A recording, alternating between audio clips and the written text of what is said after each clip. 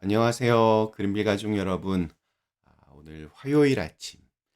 네, 오늘도 이렇게 매일 한 말씀으로 또 오늘 하루를 시작하는 모든 분들에게 우리 아침마다 함께 나누는 이 하나님의 말씀들이 우리의 마음에 이렇게 차곡차곡 잘 쌓여져서 어떤 결정적인 선택의 시간이 왔을 때 가장 올바른 선택을 하게 하는 우리의 삶의 등불과도 같은 그러한 시간이 되시기를 간절히 기원합니다. 자, 오늘 저희는 마태복음 7장 오늘 마지막입니다. 24절에서 29절의 말씀으로 함께 오늘 아침을 시작하도록 하겠습니다. 마태복음 7장 24절에서 29절의 말씀. 그러므로 누구든지 나의 이 말을 듣고 행하는 자는 그 집을 반석 위에 지은 지혜로운 사람 같으리니 비가 내리고 창수가 나고 바람이 불어 그 집에 부딪히되 무너지지 아니하나니 이는 주추를 반석 위에 놓은 까닭이요. 나의 이 말을 듣고 행하지 아니하는 자는 그 집을 모래 위에 지은 어리석은 사람 같으리니 비가 내리고 창수가 나고 바람이 불어 그 집에 부딪힘에 무너져 그 무너짐이 심하니라. 예수께서 이 말씀을 마치심에 무리들이 그의 가르치심에 놀라니 이는 그 가르치시는 것이 권위 있는 자와 같고 그들의 서기관들과 같지 아니함일러라. 아멘. 네, 우리 예수님께서 산 위에서 하신 설교, 산상수훈 마지막 말씀입니다. 오늘은 반석 위에 지은 집과 또 모래 위에 지은 집을 대조해서 말씀하십니다.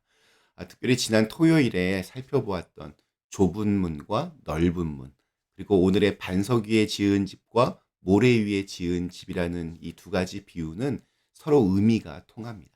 즉, 사람은 문을 통과하여 길을 걸어가다가 마침내 집에 도착한다는 것입니다. 둘 중 하나를 선택해야 하고 한쪽을 선택하면 다른 쪽은 포기하는 것이 됩니다. 뭐든지 그렇습니다. 우리가 뭔가를 선택한다는 것은 사실 다른 어떤 것을 포기한다는 의미이기도 합니다. 하나를 선택하고 다른 것을 포기합니다. 넓은 문과 넓은 길, 또 모래 위에 지은 집은 언젠가 허무하게 사라질 것들입니다. 예수님이 산상수훈을 통해서 하고 싶으신 말씀이 바로 이것입니다.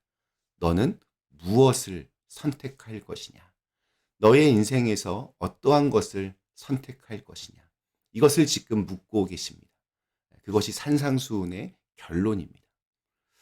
여러분은 어떤 집에서 살기를 원하십니까?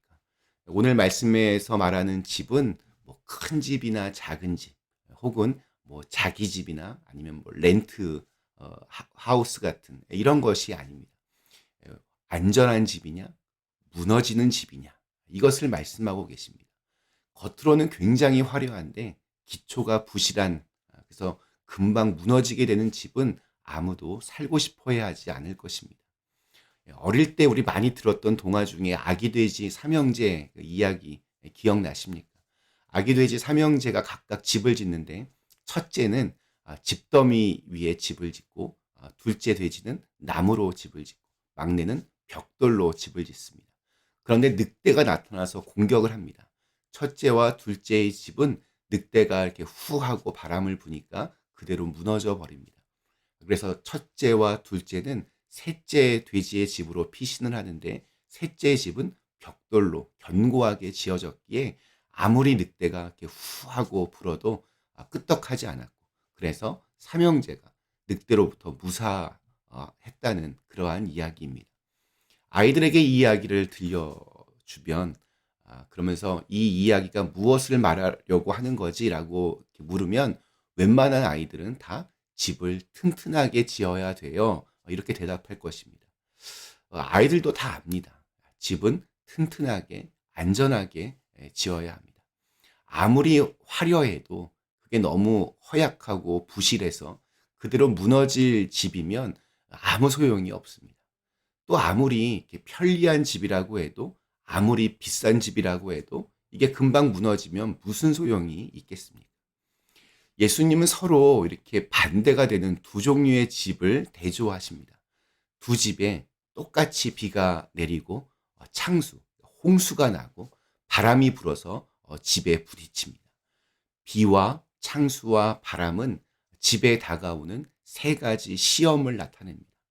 비는 위에서 내리니까 위로부터 오는 시련이라고 할 수 있고, 창수 혹은 홍수는 이 아래로부터 오는 재난이라고 할 수 있고, 또 바람은 옆으로부터 몰아치는 고난이라 말할 수 있습니다.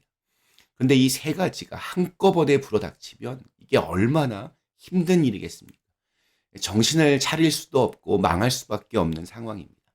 이러한 폭우와 홍수와 태풍과 허리케인 같은 것들은 우리의 삶에 닥치는 여러 가지 시험과 문제들을 상징합니다. 그런데 두 집이 이런 똑같은 상황 속에서 한 가지 다른 점이 있습니다.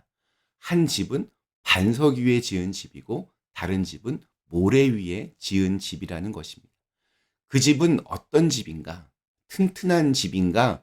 이런 것을 말씀하는 것이 아닙니다. 두 집은 사실 똑같은 종류의 집입니다.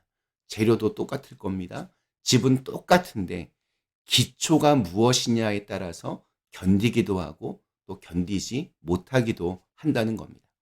그래서 반석 위에 지은 집은 비가 오고 홍수가 나고 강풍이 불어도 잘 견디고 끄떡이 없지만 모래 위에 지은 집은 쉽게 무너져 버리고 만다는 겁니다.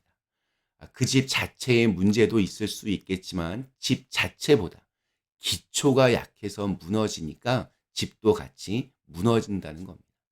그래서 어떤 기초 위에 세우느냐가 생명과 죽음, 견딤과 또 무너짐을 가르는 기준이 됩니다.